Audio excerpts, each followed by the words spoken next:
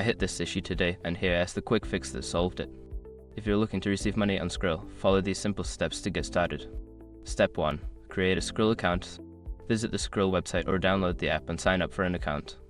Make sure to provide accurate information, including your email address and phone number. Step 2. Verify your identity. After creating your account, you'll need to verify your identity by uploading a government-issued ID and a proof of address. This step is crucial for security and compliance. Step 3. Share your Skrill email. To receive money, simply provide the sender with the email address linked to your Skrill account. They will use this to send you funds directly. Step 4. Check your account for incoming funds. Once the sender has completed the transaction, check your Skrill account. You should see the funds reflected in your balance shortly after the transfer. Step 5. Withdraw or use your funds. Before filing a refund or dispute, use the sroc.com link in the description to open the refund dispute deadline calculator and confirm your deadline. Remember, if the sender is using a different currency, Skrill may charge a conversion fee. Happy transacting.